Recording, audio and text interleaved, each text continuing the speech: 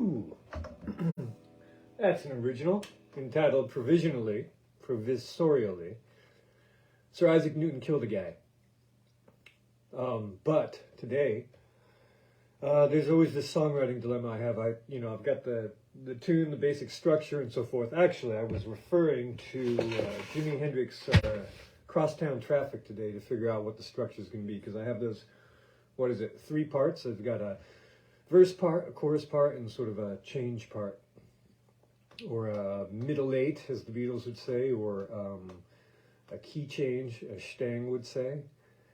And so I think I'm going to model the structure based on the Jimi Hendrix Crosstown Traffic, the Marshall James Hendrix Crosstown Traffic musical number. And so I wrote down a little chart. It has the intro, which is the chorus, without any lyrics, and then it goes straight into the verse. Well, actually, I have the sheet music, the tablature up, but I can't really get the swing, so it's something like this. Let me see if I can play this right here. So it begins with the...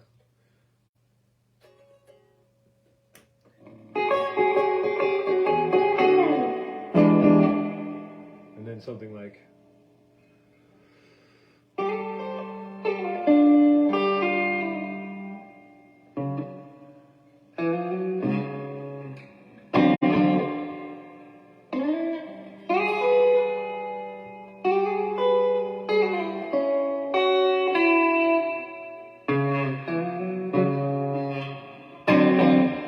So you see, I need to practice that anyhow.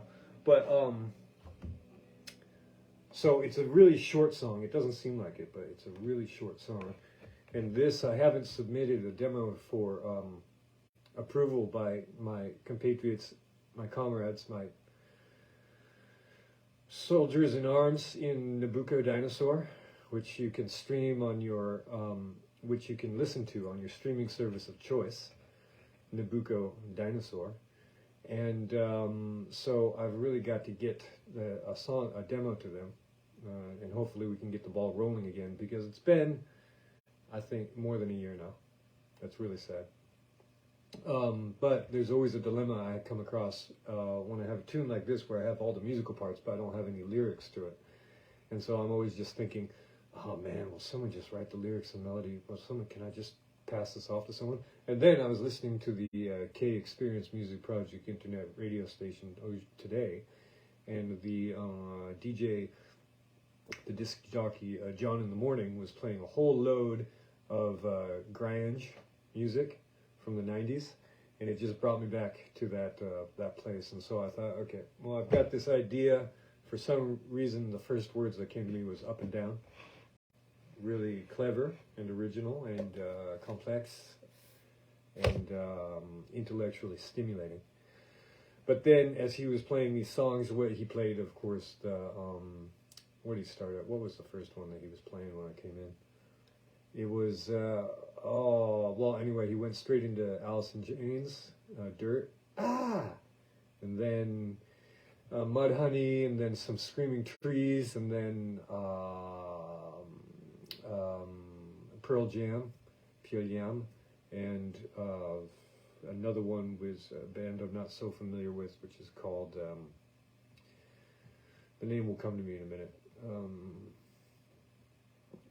It's not Grunt Truck, but it's something along those lines, or something affiliated, something within that realm, that milieu. And so I jotted down a few lyrics as I was going back and forth, preparing some this canvas behind me. And so here are the lyrics so far. This is just I saw a video by the guy in Tenacious D, Jack Black. He's also a movie film actor, a picture actor, and he was giving some advice. When you write, you just have to do it unfiltered. You get rid of all of your filters, any sort of, you don't hold back. It's just like, it's free speech in your mind. And so here is just the first go, and I'm going to have to tidy up these lyrics, but let me know what you think and if you have any ideas. Up and down, yank me about, like a marionette with tangled strands and broken limbs. Old tunes on the worldwide radio teleport me back to the time, to the day, to the place, sea salt air and joyous youth. Scorching skies and jagged rock. Chills, my hairs stand on end. So alive, blessed pride. Sleeping on a floor in Oregon. Art projects and dog shit on the carpet pile. Ginger haiku punk our host. Restrain this beast, striking like a viper, vexed, hexed, blessed. Up and down our paths cross, up the beach and down the hill. In the hall and at the door. In the street, sweet. All right, thank you very much. Thank you. So what's going on with all you? Oh, really? Interesting. Want to have a little art update? Oh, okay. Check this out. Okay, now you're going to think to yourself, oh no, what did you do? So this is the canvas I prepared yesterday, so maybe it's not so precious to me. It's also an oblong format, and the gallery, which is representing me, gallery, it's called Concept 21, no, Gallery 21 Concept, either .com or .fr, you can look it up. And Bruno, my friend, is there running it.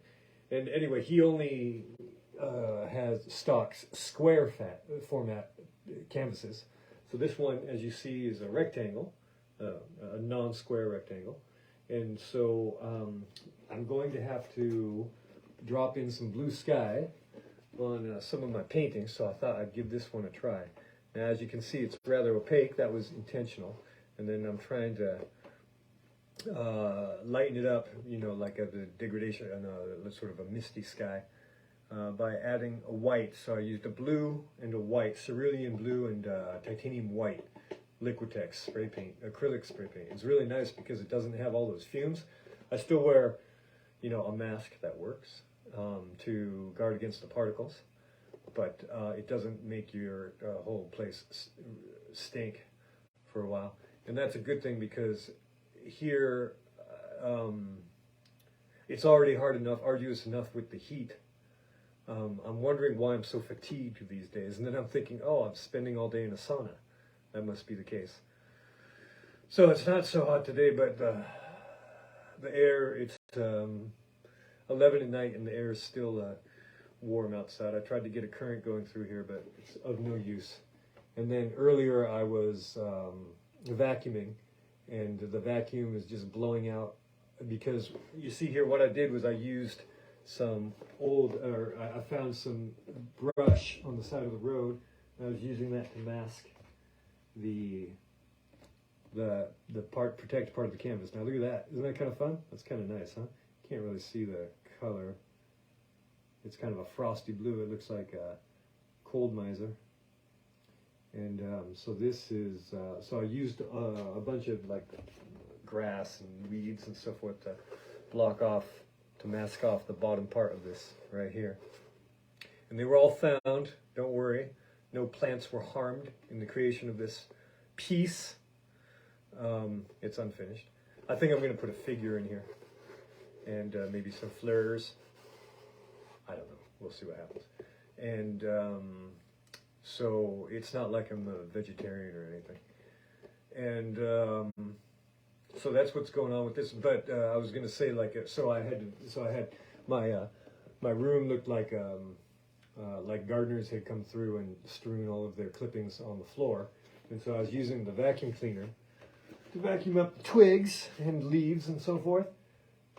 And it was just overheating after about 10 seconds each, and my computer was sitting here. I wasn't doing anything with it, and it was just overheating, even though I had the light blocking curtains shut. It was just sitting here going, you know, as they're wont to do. And I'm breaking a sweat right now. I don't think you can see it, which is probably a good thing. And so that's what's going on. What's going on with all you? Really? Super interesting.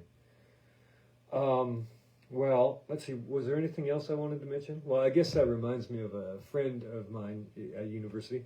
He was telling me Washington State is divided into thirds. Well, not thirds, but 1/3 and 2/3 by the Cascade Mountain Range. So everything west of the Cascades, Seattle and so forth, and the Olympic Peninsula, is basically a rainforest, and everything east of the Cascades is basically a desert. And so he grew up in the desert, and one of his summer jobs was some sort of construction situation, and they had to burn a bunch of brush on the side of the road. So basically you've got the sun broiling down, and then you've got this massive bonfire furnace blowing at you. And so that's how I felt a little bit today, using the vacuum cleaner, blowing its hot air and overheating while I'm trying to, like tidy up the carpet. So that's what's going on here. We got 2 minutes left. What do you say, a little Zen guitar? Let's see. Should I use the divining system or just open it up randomly and see what happens? I feel like using the divining system. Let's see what happens. Oops. 50.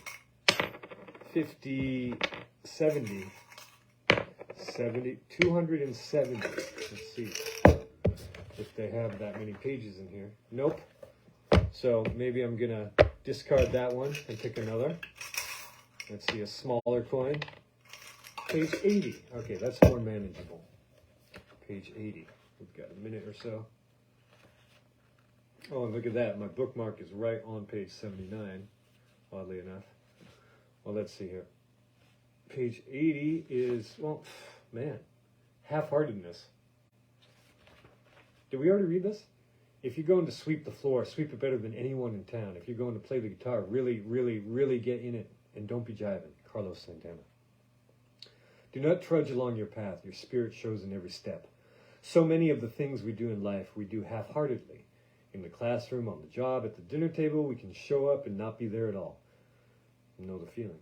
If you find your feet dragging, check your path. You're probably on the wrong one. To move down the path of Zen guitar, you must commit your heart to training. The only way to do this is to love it. If guitar playing isn't fun for you, then something is seriously wrong. All the effort you put in should only increase your joy. To check the spirit of those who seem half-hearted, I send them to the blackboard. In the schools of old, teachers would punish students by requiring them to write the same phrase repeatedly on the blackboard. I will not talk in class, and such. In the Zen guitar dojo, students go to the blackboard not out of punishment, but for training. Somewhere in there are words you can get behind with your whole heart and soul. Words that say, this is who I am. This is what I believe. This may be as simple as, I am here. Or I am here. Should we leave it there? Or they may be more philosophical. The only opposite opponent is within. Whatever the words, you must find them in yourself and write them on a blackboard 10,000 times. To do so, you must mean it with your whole heart. What you say can put you right back on the path. Voila. Self-talk as well. Don't sabotage yourself with bad intentions, bad words, bad expectations. Ciao for now. Bisous. Je t'aime.